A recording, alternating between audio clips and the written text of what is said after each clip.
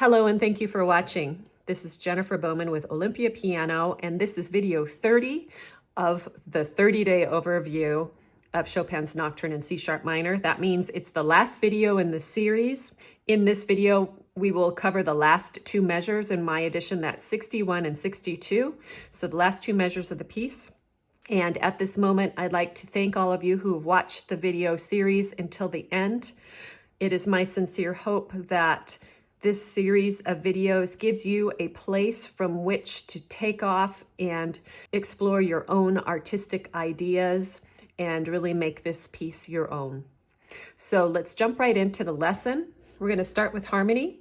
In this measure, 61, second measure from the end, Chopin introduces E sharp, and that is in all the editions. In the previous video, there were some optional E sharps in a couple of the editions, but this one has the definite E sharp. And so what that means is for the end of the piece, Chopin ends it in major, perhaps a little ray of hope or light as we end this piece.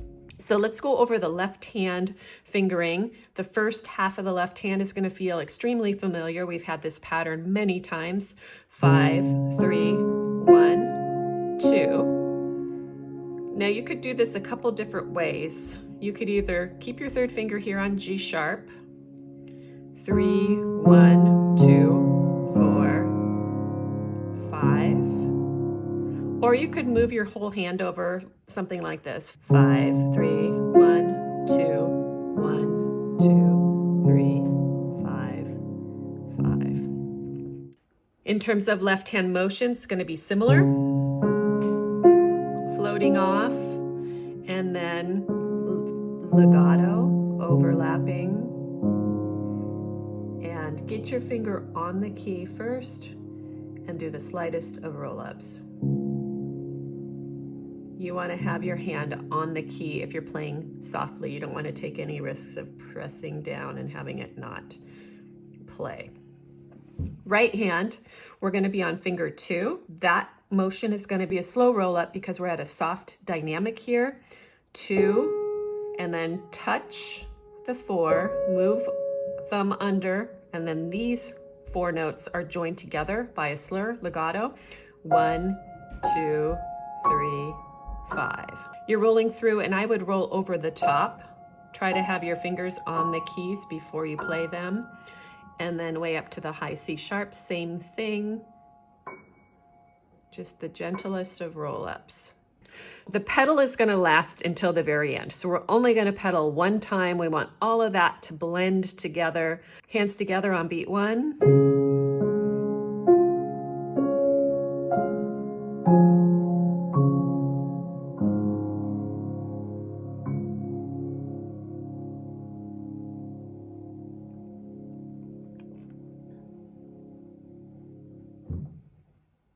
Dynamics and pacing. We're already at pianissimo. Then we have the instructions, rallentando, pianissimo, the 3 Ps. So we're just going to be dying out. As I mentioned in the video before about the pacing, we'll be doing those subdivisions as well.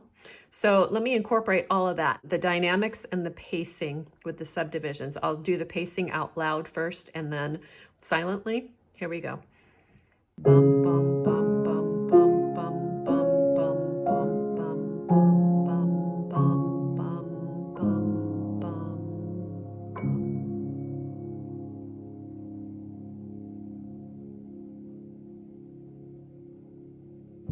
Here it is without talking.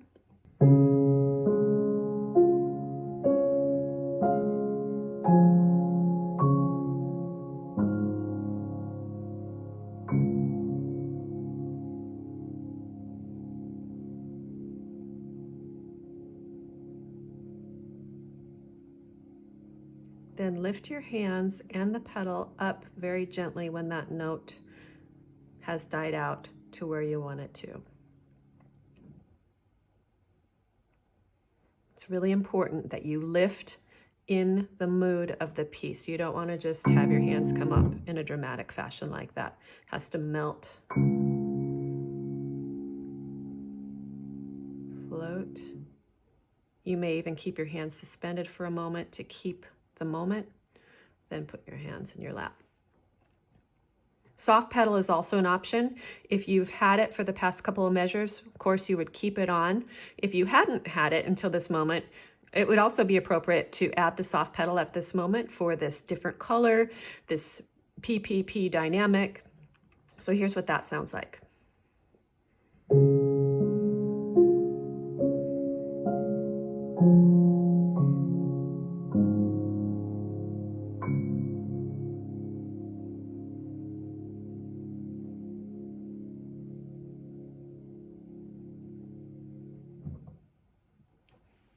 One other thing I want to mention in terms of pacing, in addition to what I've just shown you, it would also be appropriate to place the first E sharp a little bit late to just point out the change to major. So instead of just, you might do.